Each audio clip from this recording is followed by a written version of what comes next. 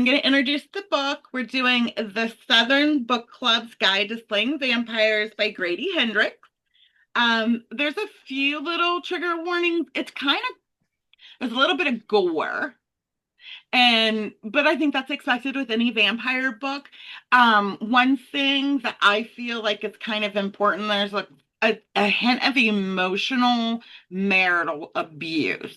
So if that's a trigger for anybody, then just go ahead and click out. If you guys think of any other trigger warnings that are like hit you, hop on in. And then we'll go ahead and start like we always do, with any favorite quotes or anything that stood out to you that you really liked. We'll do this as a two-parter. Your favorite quotes and your favorite character. And we'll start with Tiff. So I don't have any quotes because I'm doing this as an audiobook this time. Me too. Um, if you have the Audible version, is very enjoyable. The accents are great. Like I'm getting very into it. Yeah, me Um, too. so yeah, I don't have necessarily quotes. I feel like I think that my favorite character is probably like I would have to say probably like Kitty. Yeah. She has the best relatable demeanor. Yeah, I'm like, if I had to be friends with one of them, that is who I would pick up. yeah. There's not a lot of likable characters here yet, and we're already in chapter 20, all the way into chapter 23. So I was just curious if anybody had gotten attached. So welcome, Stephanie. Hello, beautiful. I see you have Ohio University on. Did your team win yesterday? No, oh bummer. Well, still though, you always dress up and it looks cute. I just introduced the book and with asking everybody your favorite quote or part or favorite character. So I would say Kitty's my favorite character. Just like you said, she's very relatable. I just like what she has to say and how she is. And I don't really have a favorite quote. Yeah, I have a couple. I think the content is so shocking that it's hard to hold on to little snippets like that. You know what I mean? And everyone keeps saying he's a satire funny writer. And in the beginnings, like chapters 1 through 5, there were a few things I giggled about, but I'm not laughing anymore. Stop. Nikki, so you chose this book. So I'm really curious about like your take on it because it definitely was on your TBR, you know? Well, as for the quotes, I'll have to get back to you on that. I currently don't know where I put my book. I gotta find it. I love this. Um, but no, this book has just been interesting so far. Like, especially taking a look back at like the typical bored 90s housewife. Right? So I felt like they're even more backwards than where they should have been in the 90s. Like I would have considered the people that raised me to be 90s housewives, and they're more tame and docile in like obeying Yeah. what they were for me. I feel like that's when women really started to get their voice, and I just don't feel that vibe here as much. But how about you, Jameson? Did you have a favorite quote or favorite part, favorite character? I think maybe we don't feel that vibe as much because they're Southern. Mhm. I just as somebody who came from Appalachia, which is maybe not quite Southern, but um, I don't know that I have like a favorite quote, but I laughed out loud when I think it was Kitty who said, "I'm not sure what the appropriate gesture is to make towards the family of the woman who bit off your ear, but if you felt absolutely compelled, I certainly wouldn't take food." Right? Oh my gosh. Oh, it's so funny. And I And think eh, I laughed too. What do you um, say? right? And I don't know why, but I really like Slick. Like Hmm. I I guess I could do with a little less of the religious, like, but that's who she is. Like that's her way of helping. I don't know. I just really like her. I think she's probably like her and Kitty, but I really like Slick. I feel like they're loyal. Yes, yes, I get that vibe too. I think they all have a sense of loyalty, but theirs is more like ride or die, like one that we're more used to. Good evening, Emily and Udi. It is so good to see you. Oh my gosh, Udi, who do you have? This is my old man. Oh my Yeah. word. Okay, you know we love the old puppers here. Hmm. Hi, baby. Oh Oh, my God, I can't stand it. How cute. Okay, that is absolutely precious. Thank you for bringing. And then we'll move on to Gwen. Did you have a favorite character, favorite quote, favorite moment?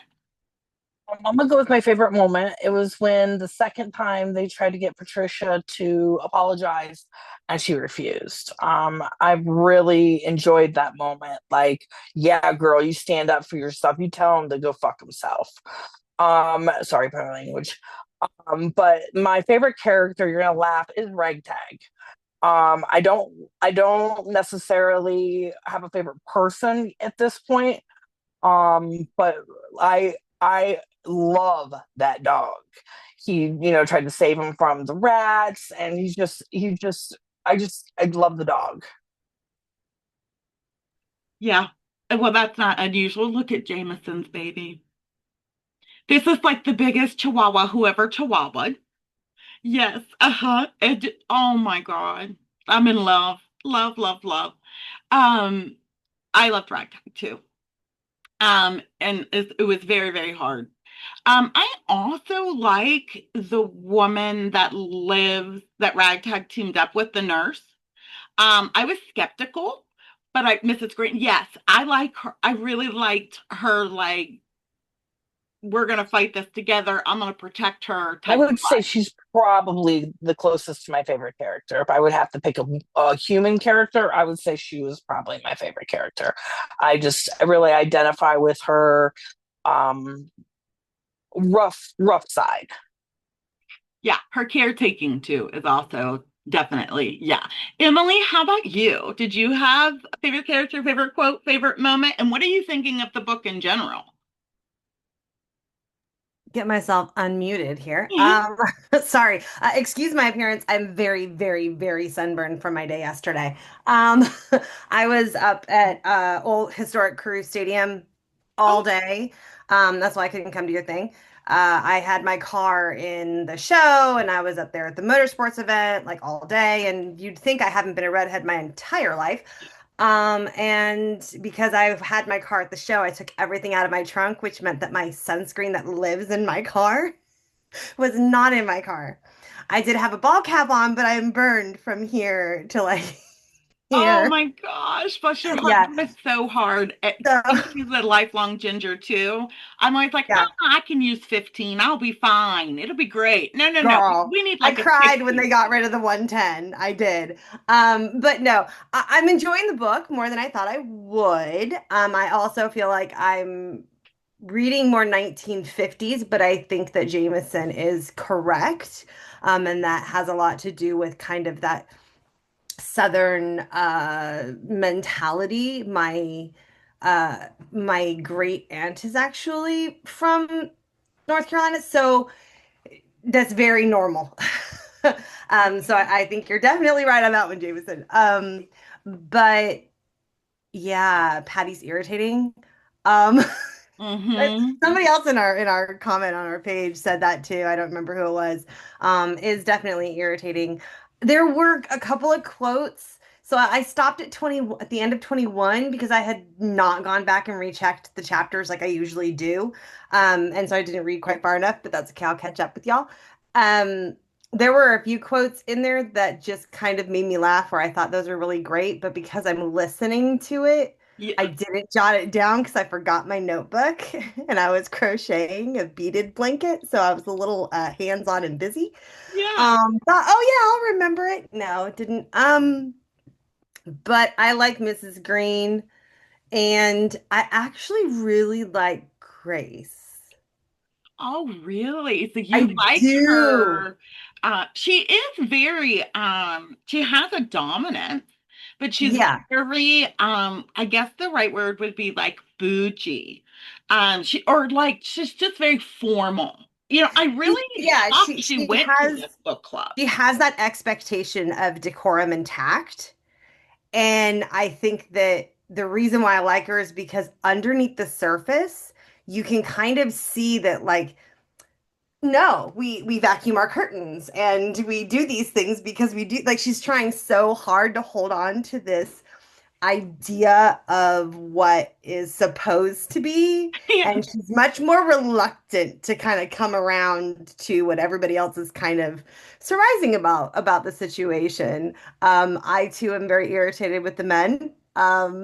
Very irritated. Listen to your wife, who is not being crazy. Like, I understand it sounds crazy, but when you individually, every incident does sound nuts. It does. But when they're happening all together, we have to ask, like she says, if it walks like a duck and talks like a duck, it's probably a duck. Yeah. Um, Yeah. so yeah, that's how I'm feeling about it so far. But I think the banter is funny. Hmm. And yeah, Mrs. Green, I like her. She's Yes. kind of a no bullshit. Is Grace the one that comes with, I don't know, do you guys know? Is she the one that comes with the bulleted list for Patricia? Yes, she Okay, has yeah. the I could list. totally see you doing that. I am a So, list maker. yes, I could Yeah. totally be like, this is the agenda. This is what we're going to go Yeah, over. So let's remember. I like how all the characters are written. Yes. I like how they're all written. So Okay. How about you, Erin? Do you have a favorite character, favorite quote, any favorite moment, or anything that like evoked emotion even? Um, yeah, I also like Slick. I think it's hilarious that she lies to her husband and tells her husband it's a Bible study group, and she like basically forces all of these other women to do the same. I also really like Kitty. I feel like she's just a little bit of like the wild one of the group, like the one that isn't quite so cookie cutter. So I really like her. Um, I had a couple of things that I really liked. The beginning of the book was so funny to me, and I don't know if it was just the mood that I was in, but I kept laughing when I read this stuff. But like when she said, I found my Kindle because I was reading on my Kindle at first. Now I lost it though. Hang on one second. I'm trying to find that quote because she said something like that the reason why she joined book club is because she craved danger, and I just thought that was so funny. Like, this is the most dangerous thing in your life. She really is like that like, and I think you guys are right, like the southern housewife is a lot different. Like when I think of 90s housewives, and I don't know if it's just the area that I grew up in, I think of sort of like someone like who's gonna like smoke a cigarette and like I don't know, like I don't think of these like prim and proper women who like go to all these social events, and maybe that is because they're Well, and southern. I think where they live, and then they talk about the difference between the people in 6 Mile and in their hills area and the juxtaposition between the two. I think if they, were in modern day or whatever, they would live in a very glitzy, ritzy neighborhood. And maybe Yeah. their lifestyle is just more centered. That's their social Hmm. gatherings. Yeah. But although they are Southern, they also come from a standard way of living. I think, and Yeah. I like Flick because I feel like part of her is like, nah, I'm gonna do me and be real as possible. Yeah. Yeah. Um, the funniest thing that I read so far was when she actually talked about her earlobe. And I don't know why it was so funny to me. And she was like looking in the mirror after she got her ear bitten off. And she says, sadness flooded her chest. She had a left earlobe all of her life, and suddenly it was gone. She felt like a friend had died. I thought that was I so funny know. I about her know. earlobe, but I She don't was know. obsessed with the earrings too. She was Yes, so proud of her earrings, and then you find out like it wasn't what she I know it's thought. costume jewelry. I was so upset. I was like, what's his Oh, name again? What's the husband's name? Clark. Is it Clark? Yeah, it's Something with the C. It's I don't remember. It's Carter. Carter. Carter, yeah. See, I don't Carter like is him at all. just, I Yeah, want to bop him yeah, right in the nose. He is yeah. driving me wild. But anyway, that's all. But I read the book before.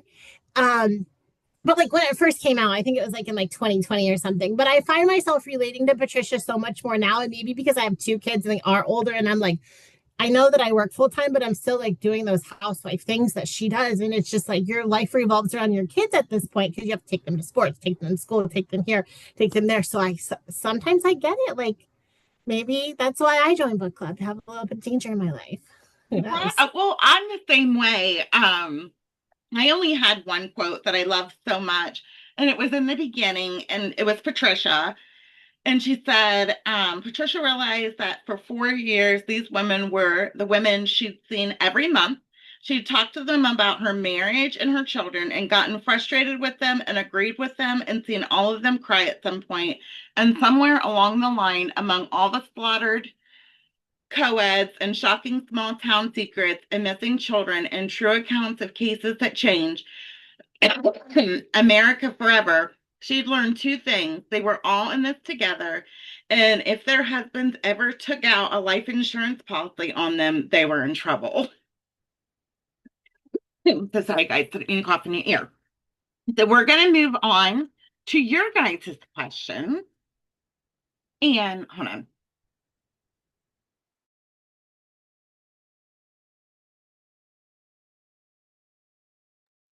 Guys, it was a rough night. We're getting there, though. Okay. When asked and said, I am so outraged by Patricia's husband's betrayal of her, what would you have been your response had he insisted you apologize the first time? And what would have been your response when he insisted the second time? And then we'll start with Tim.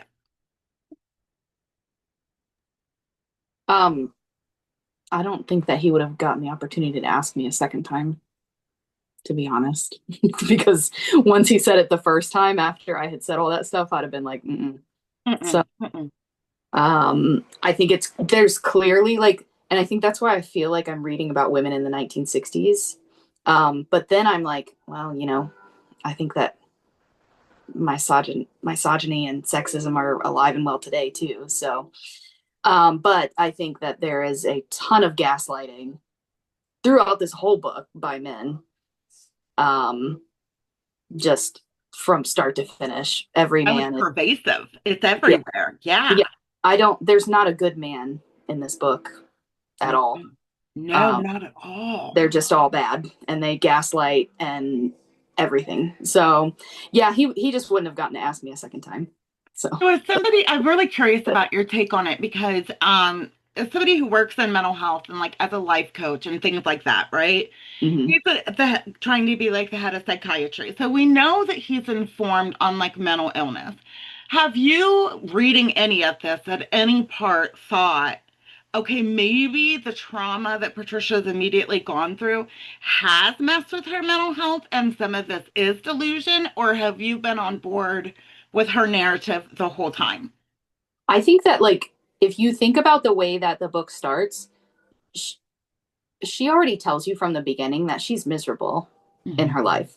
Like she makes it very clear that she had a job, she had a great job that she loved, and now she is at home and she has no idea what to do with her life.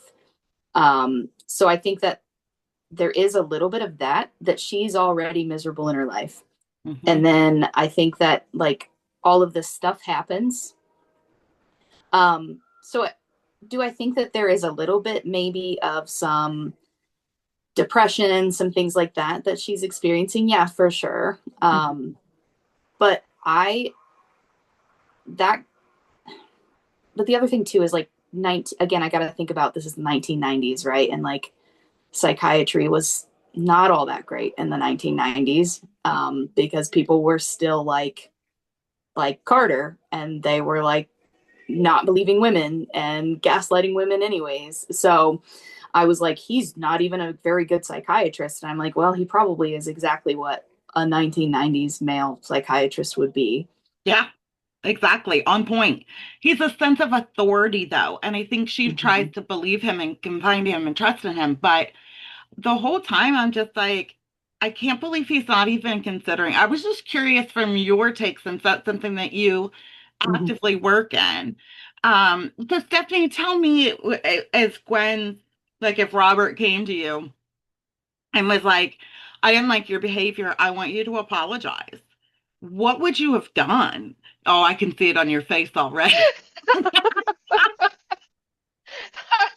There's no way in hell I'll apologize. There's not. And I would say it loudly enough, just like you wouldn't even get to ask me a second time. I'd just walk out of the room. I'd be done. Yeah, Nope. yeah. Like I stand on business, basically, 10 Hmm. toes in. Yeah, because you guys have a very good communication process. And I was just curious because you guys, respect each other and are so loyal to each other. I just was curious, would you be like, okay, he might be right, the first time, but no, you're like, no, if I said it, I meant it. Bye. Good to know. Good to know. Udi, how about you? I love your shirt representing book club. So cute. I'm telling you, I wear this shirt all the time. I love it. They chewed a hole in my book hangover shirt. Silly little rat. Um, I would think that my person, my husband, he wouldn't do that to me. But Carter, oh my God, hell no, dude. Right? Like you don't question, in my eyes, you don't question your partner in front of people because that shows a rift between you and your partner. This is something that needs to be talked about behind closed doors and communication, and be like, hey, can I see where you're coming from, not putting her on blast in front of all these freaking people, because now you're Blindsided. just like, yeah, now you're gonna make her feel really crazy, like, and then not trust you. Right? Like, Like, why am I gonna go to you with anything when you just freaking outed me in front of all these people?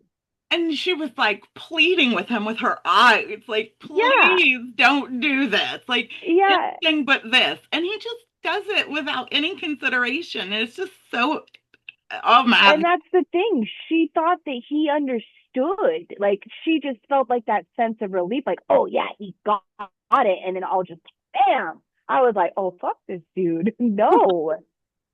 No, I know. So, Nikki, how about you? I do want to tell you guys, Nikki was so amazing last night. She got a little red bracelet. Like there was these consent bracelets, green to play, yellow for maybe, and red for no. And there were women hitting on her left and right, and she wore her little red bracelet on her necklace, like right up front, like, no, I'm married. So, with this question, if hubby was like, come on, apologize, what would you, because you were just so furiously like Yeah, loyal. no, he No. wouldn't even get an apology out of me. No. And mainly because like I grew up watching that with my mom and dad. They're now long divorced for reasons like that. But also past relationship, I was very, submissive when it came to that and not anymore. I've learned how to come past all that. Okay. Okay. Well, good for you. Jameson, now I think I know, but I'm always shocked. So if in this situation, and it was with somebody that, you were really entangled in, like, how would you feel? What would you do?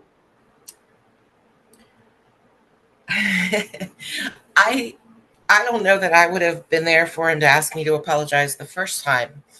Um, I have so much less patience now for things that I'm not tolerating you treating me this way anymore. Um, if I tell you what I saw with my own eyes and you call me a liar, or you don't believe me, or you intentionally manipulate people against me, get out of my house. Yeah. I'm done with that. So like I don't think that I yeah, it's Yeah. in That front would of would have people. In not. front of people is especially bad. Like you don't speak to me like that in front of people. Like we can have a discussion privately, Nah, if I tell you what I saw with my own eyeballs and you call me a liar, we are 100% done at that point. That's the way that I think everybody should conduct themselves. I really do. That's self-respect. And it's admirable. Very. Gwen, how about you? This is your question. I know it bothered you. I remember you telling me like when you get to this part, you're gonna be mad. But like what would have been your feeling? Well, honestly, I tend to just go silent when things like that happen. I just kind of be quiet and I handle it in private. So if the first time it happened, I would have just not said a word. Just gone quiet and handled it privately and said, "You're not allowed to do that. That's unacceptable. And here's why it's unacceptable, and here's how we should handle it." I don't ever see in my relationship that being an issue. We handle things privately and agree in public. Because that's we support each other in that way. But if it happened a second time and that happened privately, I'm sorry, but at that point, I'm probably going to speak up. Because we've already had the conversation, we've already handled it privately together, and I've already given you the warning shot. So I think I probably would have responded very similarly to Patricia. I get that. I really do. Is that Nicholas, Stephanie? This is our OG Pepper. And he has an underbite, you guys, and it is so cute. He looks like Delilah's long lost brother, but he has an underbite that she doesn't have. And Udi has ghost face. Is this right? Is that ghost? That's my baby boy. Oh my God. The whole time I read the rat scene, I'm like, these are not Udi's rats. These are not Udi's rats. Emily, you are such a strong person, and I admire that so much in you. So I think I know your response, but I also know you and your husband have a really strong respect for each other. Yeah, so my first marriage, I got married at 18. I was very much the I'm just going to do what my husband leads and that kind of thing, and basically was just trying to work against my nature. We know that doesn't work well. But my husband, we've been together for 21 years, but we've been married for 17. And that's weird to say. But no, he would never ever in front of a single person turn around and say you need to apologize. We actually have a way of communicating. I have the autistic info dump nature. And so we have our ways, and his way of kind of telling me that, like, kind of reining it a little bit, like people are uncomfortable. Like he has ways of kind of like signaling me. And I have ways of giving him eyes when he needs to stop or do something. So he wouldn't, not even in front of our best friends. But that said, um, I am a little bit surprisingly more like Gwen in that I tend to just not be confrontational. And the reason why is because I do not like myself when I am confrontational. I am mean, really mean. I see Gwen nodding. Yes, yes, yes. I'm really mean. I have a very sharp tongue. I will remember literally everything bad that I could Yes, possibly say to obliterate you. yes, Um, and if you put me in that position, I will. If you back me against a wall yes. and I feel threatened. 100%. And part of that does come from the history of relationships and abuse and things that I have experienced. Yes. Caged animal bites. Well, also, I think and it's such a relief to hear somebody say that because I'm on the spectrum. And so for me, honesty is really important. And so there are times though that it can come out wrong or mean.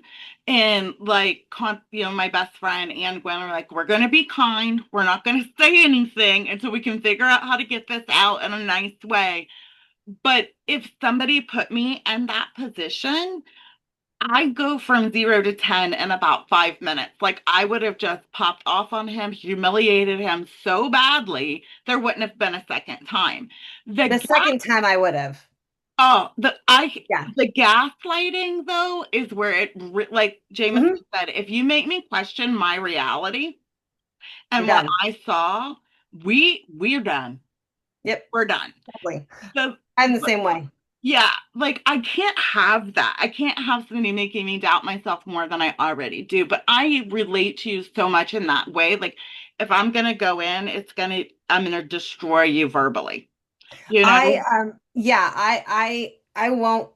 So I had an incident in my job. I have been working my entire life. So my first job working stuff, I was 8 years old. And there's this woman at my work who has been mean and catty and toxic and dirty looks and comments 4.5 years. I have been tolerating this. And finally, early in September, early this month, I just looked at her and I just said, "You are the rudest fucking person I have ever met in my life." That is Okay, so something that would so happen to me. I have never lost it on a coworker ever in all my years. I'm 47 years old. I have never. Um, I was not asked to apologize though, luckily, because I had endured the bullying for that long. I always like to say I have a short fuse. I have a slow light fuse. It takes a lot to get me there. But once you light that, I'm done. And I'm Yeah, married to a Scorpio, so I mean, yes, yes. I Jameson's think a nodding. lot I of us know, love you, boo. relate. I love my Scorpios. I'm a Cancer. I'm mean as hell if I need to be. But you don't want him to pop off. Right, exactly. I get this It, completely. And a lot of people are that way. For yeah. me, we would have never made it 4 years. We would have made it 4 months or 4 weeks, and I just would have word vomited. And I hate that about myself. I'm trying to control it. But I would rather be me than Patricia. I said from the first part of reading this book, I hate this woman. She is a doormat. She's going to drive Mhm. me crazy. Welcome back, Erin. We're going to start back with Tiff, and we're going to ask Stephanie's question. Would you go out in the woods and look for Destiny like Patricia did, or would you wait for the cops to handle it? I'm curious about this. Um, no, I wouldn't go out in the woods. But that's because I don't like woods. So No, it's not necessarily because I don't want to like solve a crime. Like, trust me, I want to solve a crime. If there's something that I need to investigate and figure out, I am 100% there and I want to be involved in it. But I don't want to go wander around the woods the looking for, dark, yeah, in the dark. nonetheless. No. So I'm good on that. Pass. Hard pass. Yeah, yeah. Even with her little flashlight, I still don't know. I don't know. Stephanie, so the reason why you ask it, would you have? I mean, I think if I was a parent, I probably would because, you want to protect children. I don't know if I'm brave enough to, but I was just curious on what everyone else thought. Yeah, yeah. I honestly, after I read your question, I had to sit there for a minute because my gut instinct was like, well, there's a child out there. You gotta go. But then the other part of me is like, oh, I'm not getting lost in the woods and dark with crazy people out there. And what else could you run into in an unsafe, unknown area, you know? How about you, Udi? I feel like you'd have your flashlight and go out swinging. I feel like I would too, just because, but I'm kind of scared of the woods too. You don't know what's out there. Yeah. But if I'm thinking it's a vampire, I kind of want to investigate. Okay, so the vampire part of it was not the scary part for me. Like seeing him, I would want that validity. I'd want to see the proof. The part for me was that this heifer was already in this neighborhood and had 15 kids around her wanting to take her out. And she's out there in the dark, like alone. What are you doing, bro? you're not welcome there. Right. You You know, know? it's like I don't know, and she was so worked up, so it's just hard to figure out what I would do. But I don't think she has any regret, No, I don't think she does either. And I feel like I could, just because, that is a kid. Like, I'm right? supposed to be the adult. I'm not supposed to be afraid of anything, you know? I know, but I think I'd have to work myself up, but I think eventually I'd go. yeah, Especially if I did have a flashlight and something like that. Yeah, I think I would. uh-huh. You're just type of person that works on gut instinct, so I see you being like, F it, I'm going. Yeah, I think that's exactly. I don't think my brain would have had enough time to think it through. I would have just went. Yeah. How about you, Nikki? I feel like even though you're shy, you're fearless when it comes to like babies, mama baron. Not only that, so I just read Emily's comment and I find it hilarious because I was going to say the same thing. I grew up in the woods. I know what's out there, but I would still absolutely go. Okay. Yeah, absolutely. And I see the so Jameson obviously has familiarity time. with woods. How would you respond? Oh, if there's a child in the woods, like if I hear a child in the woods, um, that's probably I'm not going in there. If someone tells me there is a child and my child is missing and they are in the woods, Yes. that is a different story. Um, we don't really like to go in the woods after dark. I'm just gonna, I don't, but I don't know. I feel like, yeah, I feel like if there was a child in the woods, Yeah. I've got to try. I could never live with myself if I just said, well, good luck with that. Um, Right? Like that's what I was like, well, she doesn't have any regret. She got to see what she wanted to see. Like it was worth it. I don't know. I think I would have felt safer in those woods with you than those two cops, though. Like I would have been like, you know, I just I just want to say that I would have never, and y'all think that I'm crazy, but I don't invite people that I don't know into my house. Even if they're at my house, the way I word it is not an invitation. yeah. Yes, this is so important. I don't have a So welcome James mat for Harris the would have three of never us. been in my house. Yes, just, yes, just want to say that. yes. I've told Gwen a million times. You can put any mat you want out there, but it's not say welcome because not Exactly. everybody's welcome in here. Yes. You're inviting bad shit in. Gwen, would you have? I really think. I think I know the answer. I was a Girl Scout leader for 4 years. We did night hikes 3 times a year. And you don't use a flashlight. That's the first thing. Your eyes adjust to the darkness. Flashlight's the worst thing for you. You're never going to be able to see anything.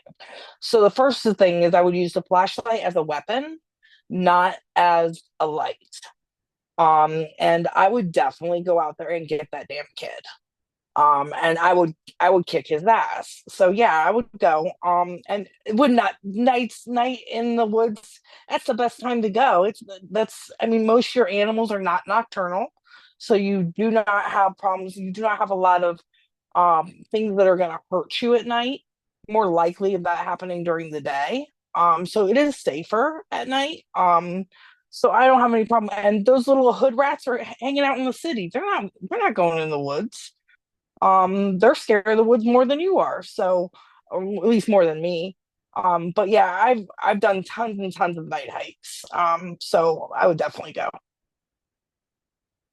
I figured that would be your answer. I, on the other hand, have astigmatism and have night blindness. So if I'm going out there with weeds and branches, I'm going to make it about 2 feet and fall flat on my face. Night's not safe for me like it is other people. Emily, you are very familiar with the woods and you have them behind you, and you're also very calculated.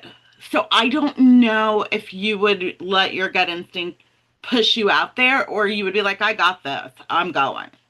Well, I mean, safety in numbers is always good. In her defense, like I said in chat, she was not aware that she was chasing down a vampire.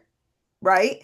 Um, if I know, like Jameson, if I know that a child is missing, 100% I will go by myself. I would prefer not to. I am 5'2", not exactly tall. Um, I mean, I'm not small, but sitting on a grown ass man isn't going to stop him. So that won't work. And I do tend to pack my own heat, especially at night when we go out into our woods, because it's not just that my property is surrounded by woods. Half of my property is woods, including my house, like in the middle of it. The Oh, only thing that's not wooded is directly in front of my house, but on the other side of my driveway is woods. So I am surrounded by woods. And then we've got like a 144-acre farm that is surrounded by a ton of woods.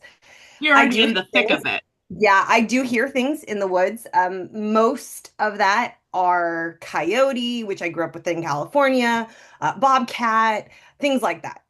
Yeah. Raccoons, tons of those little suckers. Um, but I have chickens, so I kind of have to, kind of deal with it. Usually I make my husband go out. But I would, if it was a child, I would 100%. And I would not have run, I don't think, because the way that my brain works in an emergency and in a fight or flight situation, partially because of what I've been through, I tend to go eerily calm. Yes, the And calculator part. yep, I go eerily calm and I just go directly into problem solving mode. I will freak the hook out later. Yeah. That's how I think. I will freak out later. I'll get back in the house and be like, oh my God, you are so dumb. Why did you put yourself in that situation? Well, there was a child, So that's kind of more the way I think. But like Gwen, I would 100% go. My mag light would go with me, but it would not be on because it is my weapon, always has been underneath my I car seat. Yeah, I could Yeah. I had a feeling who would go and who wouldn't. I Because I was a child who was abused, I'm afraid that my gut instinct would either fight and fly out there or freeze. So I'm not sure unless I was in that action, but I can tell you, like Tiff, I'm not a fan of the woods. I don't live in the woods. I live in the inner city. I want no part of the country or woods. I don't know what's out there. I'm terrified of it. I won't even go to the haunted hoochie because it's in the woods. Okay. Erin, now how about you, honey? I feel like you have such a softness about you, but when it comes to your babies and kids, you turn into a totally different woman. Yeah. Yeah, I definitely would have went out. I would hope that someone would do the same if it were my babies. Like I wouldn't want to sit around and wait for them to be in more trouble or for whatever situation to get worse. So I would be out there for sure. Um, Also, I'm not a fighter and I'm definitely very kind, but I'm also not like I've never been in a fight, but people I feel like don't try to fight me. I'm a large person. Like I know you guys have never seen me in person. I'm 5'9". I'm bigger than most men and I'm not skinny. So I'm not really afraid. I feel like I could handle myself if I needed to. So I would definitely be out there trying to find that baby. Yeah, I know. I know. Just so you guys know, there's a ferocity to you that comes because you're so soft, like talking, and you love your pink and you're so frilly. But when it comes to those kids or anybody's kids, you get like, Yeah. like it comes out. So I figured. And then we'll start back with you, Erin. Nikki asked, do you think Miss Mary was right and James Harris is actually Hoyt? And I've wondered this the whole time. I don't want to answer that because I already know the answer to that question. So I'm going Okay, to skip this one. thank you. Thank you for not giving any. You got that poker face on for me, so thank you. How about you, Emily? So, I from the second she said it, I was like, either yes, he is, or he's the son of. I Mm. did not think from the very beginning that it was a senile dementia episode because having those in my family and my son and my sister-in-law being in mental health, um, that's not really how that lucidity like, Present. you know what I mean? Like the way that lucidity works, Yes. it is in these little like pockets, and they'll be there for a little while and then they lose it. And the fact that she's not losing it every time she sees him, I'm like, no, no, that is a core memory. And then we hear the whole story, and you're like, that is a core memory that is burned into her soul. Like she knows this. It was a Right. really hard story that she told to like, not because I'm not physically reading the book, I was listening to it. That was really hard to hear Oh what my her God, I cried. father and the other men did. I cried. And It about the was, tree and why the fruit was bad. I cried. yes, it was so hard to listen to that described. Yes, it was very, very hard. I'm Yeah. listening to it on Libby, and it hit hard. Yeah. 'Cause I've been around people who come in and out of lucidity like that. My grandma had dementia, and you're right. It's like things that happened to them when they were fully cognitive is totally different than them popping off something that happened 2 weeks ago. Like Yeah. those deep memories. Yeah. So Yeah. My there's grandfather definitely used to truth. describe in detail World War II and being on the ship and all that stuff. And then, like, a second later, he's telling you, something that happened like a year ago. And you're like, that did not happen yesterday. Where is Right. it Yeah. coming from? But those things that happened, in the 40s during the war, he would remember really, really, really vividly. And that was hard. Yeah. So, but that story was really hard. And I think that I would not be surprised if he's Hoyt at Yeah. all. Well, and also, I think all of us know that the Cullens keep circling back to where they were like years and years later, and my head couldn't help but going there. Like they leave for a long time and come back, and she just happened to be the oldest person. So, what were your thoughts? I know you have a soft spot for people who have cognitive issues. You've worked with the elderly. Yeah, I took care of my grandpa for about 5 years. He had dementia at the end of his life. And that's exactly how dementia kind of works, is they have that when there's something that's a core memory that's true, they have lucidity and they can recognize people. And when something gets triggered, so that's how it works. It was really interesting that the author wrote it so well. She had to do some research in to so I truly believe he's Hoyt. I knew right then and there he was Hoyt, by the way it was written. So just from knowing dementia so well. So I absolutely believe he's definitely Hoyt. So and the way he is conning all the men, the way he is playing all the men, because he knows the women will figure him out. Because the women are the only ones who will recognize it. He conned the men before, he's conning the men now. The women are the only ones that are going to recognize his thing. They can see through it, but the men cannot. Well, women have intuition. It's been Mhm. proven, psychologically proven. How about you, Jameson? I feel like you probably were calling bullshit the moment he didn't have an ID. I immediately knew who he was. Um, I do. There were a couple like little clues. Like I did pick up on the dementia thing, but she said an owl bit me. I'm like, does nobody like? I don't know. I suppose I wouldn't run around talking about vampires either because people would think I was crazy. But like, I might check it out. I might actually listen to the crazy woman. I do think that's who he is. I really do think that's. Yes, yes, I think she knows what absolutely. she's talking about. I love that she stuck with it and she didn't let them bulldoze over her. So, like, even in her, weakest spot, she was still determined. She was stronger than Patricia about her feelings. That's admirable. Nikki, how about you? Do you think he's Hoyt? Mm, Or do you think he's a descendant? At, Or, at first, I thought he was a descendant, but then as the book progressed and he started getting really weird, like with the no ID, the sudden cash, the different cities that he would list. Yeah, no, I fully believe it's like a Colin thing. He's Holt. He's yeah, Hoyt. yeah, Hoyt. Yeah, I think I firmly believe with the picture, and that the way that the rats manifested and killed her, like, was to cover this. I think we all know now, like, Oh, this, absolutely. yeah. Is that your feelings too, Udi? 100%. I see you Equally. nodding, like, yeah.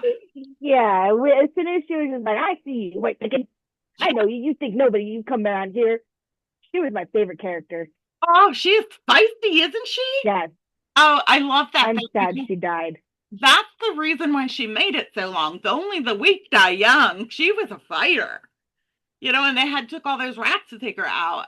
Stephanie, so in your feelings, do you think that he did that to her dad? Like, you feel like that all of that's possible, true, believable, and that's who he is? He's like a monster. Yeah. Yeah. Yeah.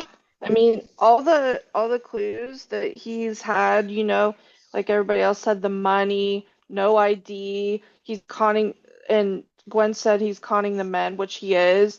And he also he just keeps changing his story. He doesn't stick with it consistently. Yes, you're right. He's And Patricia's picked up on that. You're right. She keeps circling back to that as her like foundation for her argument. His story is changing constantly. And Mhm. that's not normal. Like, this is a red flag. And then Tiff, how about you? Did you get the vibe from the beginning when it very first started, or did it take you some time? No, I pretty much was thinking from the start that she was not having dementia and that she had some validity to what she was saying. Yeah. You're so perceptive. You're very much like Aaron, that like when you start to read the beginning of the book, you could probably tell us how it's going to play out. Like, behavior so well. So I was curious what your gut feeling was from the very beginning. And then we're going to start back with you. We're going to ask Jameson's question. And it said, do you think the book club's husband really see their wives as crazy? Is there a lack of appreciation for their contributions to the family? Or is it the husband's financial relationship with this man that causes them to be like, oh, you're wrong. We have to like comply and apologize? Or do you feel like they just disregard their wives on everything? I think that there is clearly a like we're superior to you vibe. I don't think that they are crazy. I think that they are like, why are you guys doing these things instead of in the kitchen fixing me dinner? I think that's where they're coming from. And um, I do think that him like being a big donor and spending money, like status is important. Yeah. And status is especially important to that group of dudes. And so I think that that also plays a big factor in Yeah. it. I mean, look at, what people will let slide because somebody has status or money. So I know, and that kills me. It bothers me so bad. But he has put so much investing into that Grace's community or whatever. So now he has leverage. yeah. Stephanie, how about you? So, just from the husband's point of view, do you, because like one of them is like a pastor or something, and she has to lie and say she's in Bible study. And then we all know how mean Carter is to Patricia and like constantly like demeans her.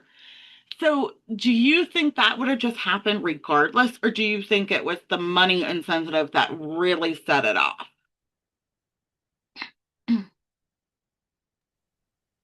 Do you mean with what he was saying about the apology? Yeah, like they, instead of bringing those detectives over, they brought like really Mhm. like a mob to Yeah. make these wives comply. And I guess for me, it's like, well, if he hadn't invested that money, would this still be happening? Because the way they treat them, it would line up. I mean, I feel that money talks, so I think that's definitely a big component to it.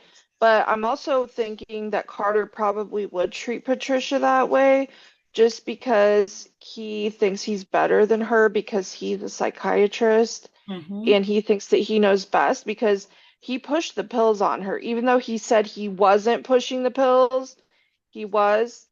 And we saw what happened because of that and the way that he treated her. Yep. And in his defense, which is hard, like Tiff had said, this was like Prozac Nation time. So this was the cure all for everything. And all he wanted her to do was shut up. So he thought this pill, and that was the all psychiatrists and everyone's answer for everything. There's even a book about it. Udi, how about you? Do you think that this like whole little mob would have happened had he had not invested and given like so much money? I don't know because reputation too, not Mm-hmm. just having money. So I think if their reputation's on the line too, that's going to inherently down the line fuck with their money per se. Yeah. So I think either way, they probably would have come to this because they would have thinking like, oh, my wife is acting out. I got to put her in line. What's the weird thing is that he is so well to do with his job and he's not benefiting from that money necessarily. Carter really doesn't have an instant gratification reward. He's just a dick, you know? Yeah. But he's Um, filling up in his psychiatry job too. it could, the way she's acting. Yes. Yeah. You like a shame. Yeah, I get that. I love that she said at that meeting, if you don't get your hand out of my face, I'm gonna spit on it. That was great. I was like, that's what I would have said from the very beginning. Nikki, how about you? What do you feel? Are you feel like all of these husbands would have ganged up on them anyway? Or do you feel like we got to get them in control because we got to have this money? I don't think I got that far in the book Oh, you're because I about to don't. get into it. It is the most angry part of Because the. I was just so mad. I left off with where they were at the book club and she was trying to get them to believe that James Harris is a vampire Okay, or yeah, drugging children. That's where I stopped at. yeah. And I don't think you can really tell people, he's a vampire, but he's putting something in them. Yeah. I think that's the closest correlation that you could come up with. Yeah. Jameson, since this is your question, I'm curious about your point of view. Because when men like that gather together, it's like they're stronger in numbers or something. Like they feed off of each other. Yeah, I think maybe I should have worded it a little differently. Like, I just kept thinking if any of these men actually valued what their wives bring to the table, would we be in this position? Like, because obviously it is a little bit about the money because they mentioned that. So I think, like, I don't think it's one or the other. I think maybe I answered my own question, but like, I felt like if any of them truly valued their wives, they would have said, okay, let's talk about this rationally. I don't know. I guess I lost it. It was right here and I lost it. I think where you're going is where I was going too. I think despite the money, which is the newest incentive, if word got around to these guys and they were on, I think they would band together and sit all of them together. What really, though, is the kicker is they invited that fucker to come so that they could not only did they confront their wives and be like, look, guys, you're going off the rails here. You've read a little too much Helter Skelter. They set them up to do something just awful. See, and I think that was where my question came from. Like, it wasn't even just about the money. It's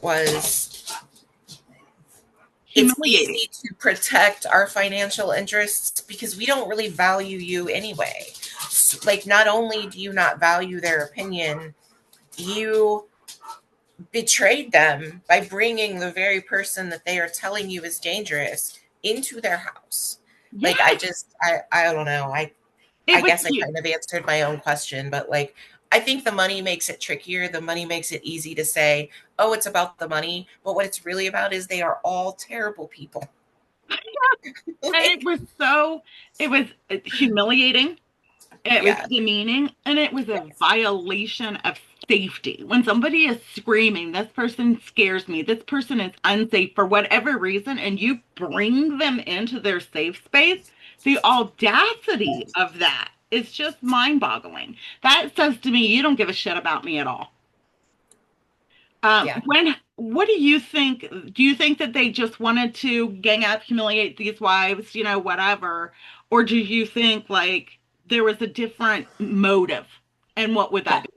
I think it's very clearly, as they said, you are silly housewives that have too much time on your hands.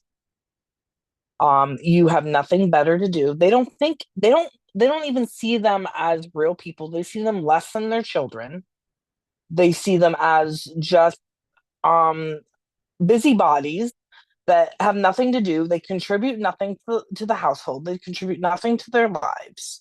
They're just there to appease them, cook them dinner, give them whatever they need, be subservient to them. It's this mentality. I've met people like this. I've met men like this. I've met straight men like this. I've met gay men like this that have this mentality, that women just don't have any brains in their head. They're just silly people. They can't think. They don't have the ability. Our brains just aren't capable of it. We were born differently than them. I think that's what they think. I don't think anything else than that. I think they were conditioned way back. I don't know if you guys know or not, but women were treated, I'm sure you do. Women were treated with for hysteria, for having like PMS and things like that, like just regular emotions. The concept is so, and these people are so backwards and behind, like the societal conditioning has something to do with it too. Emily, how about you? Do you think there's a deeper motive? Um, yeah, so I'm probably going to surprise you guys a little bit. I don't know. But I have my mom was a stay-at-home mom. My parents are still married. They've been married to each other for 51 years this year. My husband's parents are still married, have been married to each other for 53 years. Um, but both of my parents come from divorced families, and then I'm divorced and remarried. So I have a I have a different perspective than a lot of people do, especially since I grew up in very traditional household with very traditional roles. Um, and then married the very tradition, and then I work now. I don't have to. I like to work, but that's another story. So I don't think it's necessarily maliciously so. I don't think it's necessarily malicious. I think that that is, like you said, they're conditioned. They have been raised this way. This is what they expect, right? This, you get married and you no longer work. You're supposed to be the stay-at-home mom now, right? So you're the stay-at-home mom now. You're not out in the work field. You're not dealing with all of the intellectual stuff. So I think that's part of it. Hmm. But I think another piece of it too is that it is very financially motivated. They Hmm. are having this, the men are accusing the women of having this mob mentality, right? So you guys all get together and you guys are reading these crazy books and you guys are getting yourselves all spun up. So now you are seeing chaos and seeing horrible things and all this stuff literally everywhere. Right. So they're like, Yeah. you're feeding off each other and you're making it worse and you're blah, blah, blah, right? But the men are doing the same thing, The right? exact, So and one of it's them okay for says, them. oh my goodness, she's doing this and this is what she says. And they go, ugh, that's it. They're going crazy. But they're feeding on each other too. And then Yes, they have this deal that is happening and James is investing and they need this money. yes, They yes. have it in their Emily, head. And they're like, you're going to ruin this for us. You're going to ruin this for us. You need to stop. You're crazy. Stop Yeah. your crazy, right? So I think it's kind of this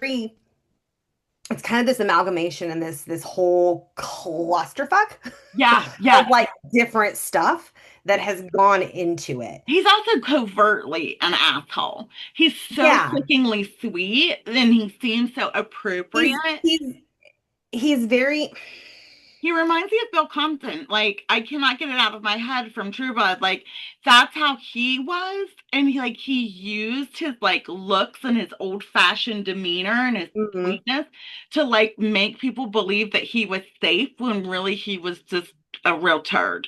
It's patronizing and condescending, and Wow. it is talking. They speak to their wives and their women like their children. Mm-hmm. And as most of us, if not all of us, can attest to, I'm sure, we are used to being among the smarter in the room, Right. whether you think I am or not. Yeah. And so that's fine. I'm gonna let you think I'm dumb, and I'm not. So Right. I think that they are manipulative and they are, but I don't think it's necessarily maliciously intended. It's just kind of what they're all used to doing. This is how the men do it, and then they're feeding off of each other and Interesting. creating a mess. Yeah, I can see that. I did pick up on the societal conditioning of it. I was raised by my grandparents. They were together the whole time that they were, my grandma met him when she was 12. They died together. I mean, it's the sweetest story ever. But the undercurrent to that is he was extremely emotionally abusive and she wasn't allowed to do anything, you know? Sweet love story, but there was some dysfunction. Aaron, how about you? Do you feel like this had an ulterior motive? Do you feel like it was malicious? Um, do you feel like it was, I guess what I'm really trying to get at, do you think they meant to shame these women and validate them? I do think that. I think that even, I mean, right now, and I do feel like it is very financially motivated. They need the money. We even heard, I think it was it Kitty Harder. that said that? Well, no, the woman. I think when Grace the next day called Kitty, and Kitty's like, "I've lost my house before. Like we've been in that position. We're not going to do it again." Um, but then again, on the other hand, I feel like even if it wasn't, you can tell that this is like a boys' club, and they're not respectful of their wives. So if it wasn't this, it would have been something else. I mean, Carter's been completely neglectful of Patricia's emotions from the beginning. He doesn't care about her. We know that Grace's husband beats her. I mean, from what Patricia said, he's gonna Yeah, do it again. She obviously knew that he had done it before. It seemed like yeah, from what she said. So I don't know. I just feel like if it wasn't even about the money, something else would have came up and they would have still been completely disrespectful. yeah. But one thing I want to say, and I can't remember why it came up in the conversation when we were talking about this, was I also was completely flabbergasted when he told Patricia, like, you're gonna have to apologize, and Patricia's like, no, I'm not going over there and apologizing. He's like, well, you don't have to go, he's already here. I was floored. Like, how dare you invite this man into my home? Like, even if I was being dramatic and being crazy, how dare you do that? I would have walked out right then. I would be like, I'm done. Oh or my God. or even like the next day when Patricia's clearly going through something and she tells Corey, she talks to Corey, and Corey's like, well, Dad said I don't have to listen to you anymore. I would be like, are you joking me? It invalidated her Yes, in front of her children. I know. I Oh, it's couldn't. So, disgusting. The whole thing is just so bothersome to me that, yeah. And then, to say, I fear he's harming children, and you bring him into our house where our kids are. yes, yeah. Crazy town. Well, so this was an amazing discussion. As always, thank you all. We did really well. One thing I wanted you guys to think about for next week that's a fun question. And Jameson kind of touched on it, like, don't invite people into your home, don't leave an open invitation. And the whole time she was sitting there, I wanted her to say, I take back my invitation for you to come into my home whenever you want. You're no longer welcome here. But as a fun thing to think about, a celebrity or a person, is there anybody that would show up at your doorstep where you wouldn't be able to say no? come on in. I don't care what kind of danger you bring. I'm really curious what your guys' person would be for that. We're going to finish the book for next week. So that means this week we're going to nominate our next book. So that's it. But thank you all so much for coming. This was so fun. This book has been great, Nikki. It's been a great discussion. I love you all. Happy reading. Stay safe. Bye.